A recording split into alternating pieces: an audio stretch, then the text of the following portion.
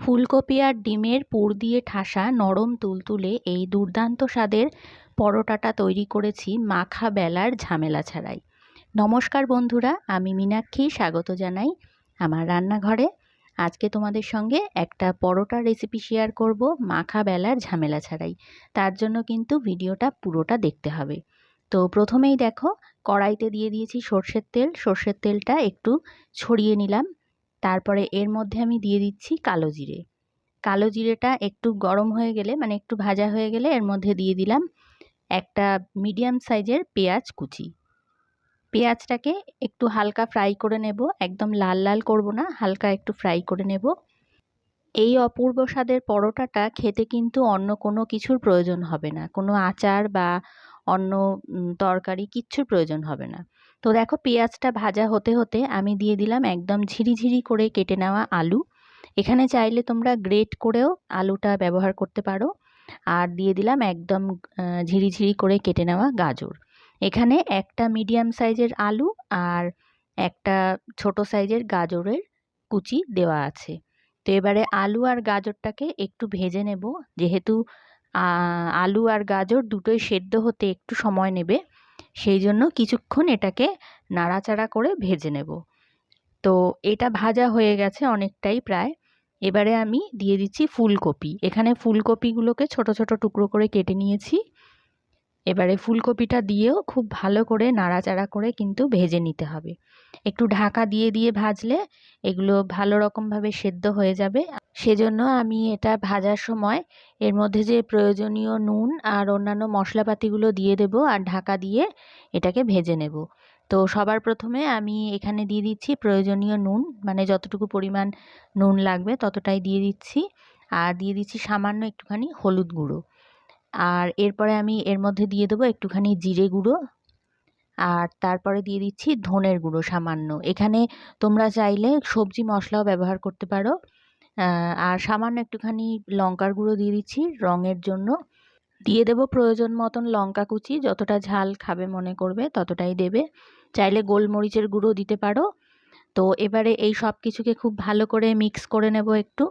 তারপরে একদম সামান্য পরিমাণে একটু জলের ছিটে দেব আমি এর মধ্যে, দিয়ে এটাকে ঢাকা দিয়ে একদম ধিমে আঁচে কিন্তু এটাকে রান্না করে নেব। এতে কি হবে, সবজিগুলো খুব ভালোভাবে সেদ্ধ হয়ে যাবে আর একদম একটা মানে মাখা মাখা ভাব চলে আসবে। এই যে একটা ঝুরঝুরে ভাব রয়েছে, এটা কিন্তু থাকবে না, একটা মাখা মাখা ভাব চলে আসবে। আমি সামান্য জলের ছিটে দিয়েছি, দিয়ে ঢাকা দিয়ে মিনিট 5-7 মতন এটাকে রান্না করে নিয়েছি। তো দেখতেই পাচ্ছ এখানে কিন্তু এই যে ফুলকপি, আলু আর গাজরের যে মিশ্রণটা, সেটা কিন্তু অনেকটাই নরম হয়ে এসেছে আর বেশ একটা গায়ে মাখা ভাবও চলে এসেছে। তো এবারে এটাকে খুব ভালো করে আরেকটু আমি খুন্তি দিয়ে, যাতে ফুলকপিগুলো একদম ভালোভাবে ঘেটে যায় সেই রকমভাবে কিন্তু এটাকে করে নিতে হবে। চাইলে এখানে ফুলকপির টুকরো ব্যবহার না করে গ্রেট করা ফুলকপিও তোমরা ব্যবহার করতে পারো, তাহলে অনেক তাড়াতাড়ি হয়ে যাবে এই পুর তৈরিটা। এবারে দেখো, এটার মাঝ বরাবর আমি একটু এরকমভাবে ফাঁকা করে দেব। কড়াইয়ের মাঝ বরাবর একটুখানি ফাঁকা করে দেবো, মানে এই যে আলু, ফুলকপি আর গাজরের যে মিশ্রণটা, সেটাকে একটু চারিপাশে ছড়িয়ে দেব। দিয়ে এবার মাঝখানে আমি সামান্য একটুখানি তেল দিয়ে দিচ্ছি। এবারে তেলটা গরম হয়ে গেলে পরে এর মধ্যে, মানে গরম তো হয়েই যাবে কারণ কড়াই যেহেতু গ্যাসের মধ্যেই বসানো আছে, এর মধ্যে আমি একটা ডিম দিয়ে দিচ্ছি। ডিমের ভুজিয়াটা আলাদা করে তৈরি করেও দিয়ে দিতে পারো, অ্যাড করতে পারো, কিন্তু আমি একেবারে সরাসরি কড়াইয়ের মধ্যেই ভুজিয়াটা করে নিচ্ছি আর কি। তো এইভাবে খুব ভালো করে নাড়াচাড়া করে ডিমের ভুজিয়াটা করে নিতে হবে, করে আলু, ফুলকপি আর গাজরের সঙ্গে পুরোটাকে মিশিয়ে দিতে হবে। তো আমাদের পুরটা কিন্তু এবারে মোটামুটি তৈরি হওয়ার পর্যায়ে চলে এসেছে। এবারে বেশ কিছুক্ষণ এটাকে নাড়াচাড়া করে ভাজা ভাজা করে নিতে হবে ভালোভাবে। তারপরে আমি এটাকে নামিয়ে রাখবো একটা অন্য পাত্রে। বন্ধুরা, আজকের রেসিপিটা তোমাদের যদি ভালো লেগে থাকে এখনো পর্যন্ত, তাহলে কিন্তু ভিডিওটা পুরোটাই দেখবে। আর ভিডিওটা ভালো লাগলে আমার চ্যানেলটা সাবস্ক্রাইব করতে একদম ভুলো না। আর নতুন যারা আছো তাদেরকে বলবো বেল আইকনটা অবশ্যই প্রেস করে দিও, যাতে করে তোমরা আরও নতুন নতুন রেসিপিগুলো সঙ্গে সঙ্গে পেয়ে যাও। আর কমেন্ট করে অবশ্যই জানিও তোমাদের রেসিপিগুলো কেমন লাগে, আমার রেসিপিগুলো তোমাদের ঠিক কেমন লাগে সেটা আমাকে অবশ্যই জানিও। তোমাদের গুরুত্বপূর্ণ মতামত কিন্তু আমার কাছে অনেক মূল্যবান। তো চলো এবারে রান্নাটা এগিয়ে নিয়ে যাই। এবারে দেখো আমি একটা পাত্রের মধ্যে নিয়ে নেব 1 বাটি পরিমাণ আটা, আর ঠিক একই পরিমাণে আমি নিয়ে নিচ্ছি ময়দা। মানে যতটা পরিমাণ আমি আটা নিয়েছি ঠিক ততটা পরিমাণে কিন্তু ময়দা নিলাম, ওই একই বাটি মেপে। এবারে এর মধ্যে আমি দিয়ে দেব স্বাদ মতন লবণ। লবণের পরিমাণটা কিন্তু একটু বুঝে দেবে, যাতে করে পরোটাটার মধ্যেও একটু লবণাক্ত ভাব আসে। আর দিয়ে দিচ্ছি স্বাদ মতন চিনি। তো এবারে এই চিনি, লবণ আর ময়দা আটার মিশ্রণটাকে আমি জল দিয়ে, অল্প অল্প জল দিয়ে গুলে নেব, একটা ব্যাটারের মতন তৈরি করে নেব আমি এটাকে। আর এমনভাবে এটাকে গুলে নিতে হবে যাতে এর মধ্যে কোনো রকম ময়দা বা আটার ডেলা না থাকে, সমস্তটা যেন জলের সঙ্গে খুব ভালো করে মিশে যায়। সেই রকমভাবেই কিন্তু একটু সময় নিয়ে অল্প অল্প করে জল দিয়ে করে নিতে হবে।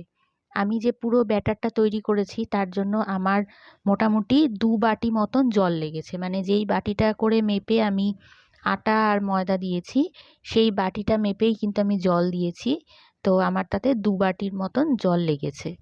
এবারে খুব ভালো করে এটা একটু সময় সাপেক্ষ ব্যাপার, একটু সময় নিয়ে করতে হবে। তাড়াহুড়ো করে করলে কিন্তু ময়দা আটার যে মানে ডেলা হয়ে থাকবে সেগুলো ভাঙবে না, তাহলে এটা খেতে খুব একটা ভালো লাগবে না, মানে দেখতেও একটু খারাপ লাগবে। তো দেখো খুব ভালো করে এরকম আমি একটা হ্যান্ড ব্লেন্ডারের সাহায্যে কিন্তু এটাকে ভালো করে মিশিয়ে নিয়েছি। তোমরা চাইলে হাতা দিয়ে, খুন্তি দিয়ে বা অন্য যে কোনো কিছু দিয়ে এটাকে মিশিয়ে নিতে পারো। এবারে দেখো হাতা দিয়ে আমি দেখিয়ে দিচ্ছি যে এটা কীরকম হয়েছে, মানে কতটা পাতলা হয়েছে। খুব বেশি জলের মতন পাতলাও হবে না, আবার একদম কিন্তু খুব ঘনও হবে না, ঠিক এই রকম একটা কনসিস্টেন্সি দেখেই বুঝতে পারছো নিশ্চয়ই। এবারে আমি একটা প্যান বসিয়ে নিয়েছি গ্যাসের মধ্যে। প্যানটাকে খুব ভালো করে গরম করে নিতে হবে। তারপরে এই রকমভাবে অয়েল ব্রাশ করে নিচ্ছি। খুব সামান্য তেল লাগে এই পরোটাটাতে, একদম অল্প তেলেই কিন্তু এটা হয়ে যায়। এবারে আমি এর মধ্যে অল্প পরিমাণে ব্যাটার নিয়ে নিচ্ছি। ব্যাটারটাকে খুব ভালো করে গোল করে ছড়িয়ে দেব চারিদিকে। দেখতেই পাচ্ছ ঠিক যেভাবে আমরা পাটিসাপটা বানাই সেই রকমভাবে করে নিতে হবে। আর এটার যে ব্যাটারটা সেটা খুব একটা মোটা হবে না, পাতলাই হবে। আর ওপরটা যখন এরকমভাবে শুকিয়ে যাবে বুঝতেই পারছো, তখন কিন্তু এটাকে আস্তে করে তুলে নিতে হবে। এই যে দেখো, তারপরে এটাকে উল্টে দিয়েছি। এবারে এর মধ্যে আমি দিয়ে দেব যে আগে থেকে বানিয়ে রাখা যে পুরটা করেছিলাম, ফুলকপি, ডিম, আলু দিয়ে যে পুরটা বানিয়েছিলাম সেই পুরটা পরিমাণ মতন আমি এর মধ্যে দিয়ে দিচ্ছি। এবারে যে ময়দার ব্যাটারটা বানিয়েছিলাম সেই ময়দার ব্যাটার থেকে খানিকটা পরিমাণে আমি নিয়েছি, নিয়ে আমি কিন্তু এই যে রুটিটা বা পরোটাটা যে তৈরি করেছি এর চারিদিক দিয়ে এরকমভাবে ব্যাটারটা আঠার মতন করে লাগিয়ে দেবো। একদম আঠার মতন করে আমি এটা লাগিয়ে দিয়েছি। এবারে এভাবে ভাঁজ করে নেব। ভাঁজ করে ঠিক যে ময়দার গোলাটা আমি লাগিয়েছি সেই গোলাটার সঙ্গে খুব ভালো করে এটাকে আটকে দিতে হবে, যাতে মুখটা খুব ভালো মতনভাবে সিল হয়ে যায় আর পুরগুলো একদম যাতে বাইরে না বেরিয়ে আসে। এবারে একটু সেঁকে নেব। সেঁকা তো হয়েই গেছিলো, তাও একবার এপিট ওপিট করে নেব। তারপরে অল্প সামান্য তেল ওপর থেকে ছড়িয়ে দেব।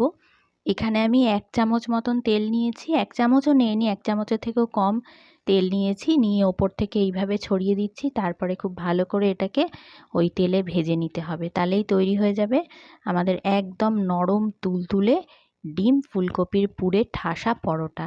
অত্যন্ত সহজ আর অতি সুস্বাদু একটা রেসিপি। এটা খাওয়ার জন্য তোমাদের অন্য কোনো কিছুর প্রয়োজন হবে না। গরম গরম জাস্ট ভাজো আর খেয়ে নাও। সকালের ব্রেকফাস্ট বলো বা রাতের ডিনারে তোমরা কিন্তু এটা অনায়াসে বানিয়ে খেতে পারো। তো আজকের এই রেসিপিটা কেমন লাগলো আমাকে আবারও বললাম কমেন্টে অবশ্যই জানিও। মাখা বেলার ঝামেলা ছাড়া এত সুস্বাদু এবং সুন্দর দেখতে পরোটাগুলো তোমাদের ঠিক কেমন লাগলো আমি কিন্তু জানতে চাই কমেন্টে। আর ভালো লাগলে লাইক সাবস্ক্রাইব করতে একদম ভুলো না। আজকের মতন এইটুকুই। সকলকে ধন্যবাদ।